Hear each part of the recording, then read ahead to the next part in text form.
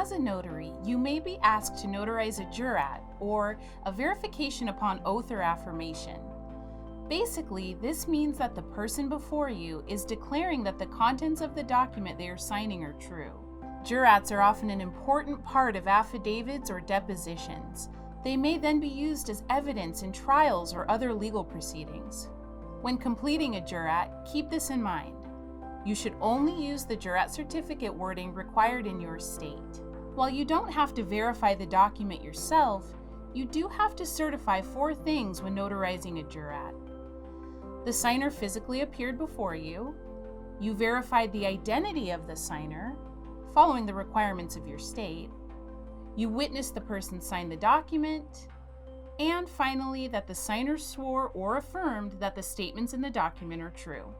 Because jurats are often signed under penalty of perjury, it's a good idea to have the signer raise their right hand while saying the oath or affirmation out loud. This will emphasize the seriousness of what they are signing. Now, there are differences between oaths and affirmations. Before administering the oath or affirmation, ask the signer which one they prefer.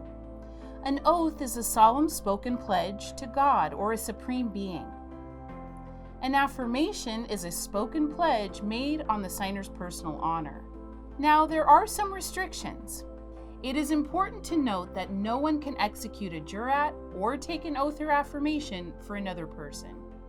In other words, if someone is representing another person, such as an attorney in fact, they can only execute a jurat or take an oath on their own behalf. They cannot take an oath on behalf of the person they represent.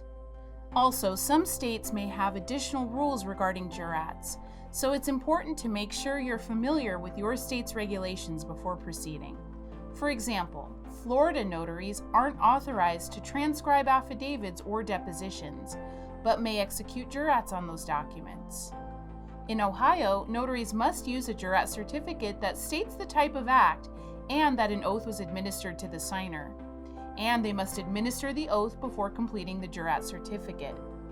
Whichever state you are commissioned in, as long as you follow your own state's regulations and use the certificate required in your jurisdiction, there should be no problem notarizing them. For more information, please click the link in the description below.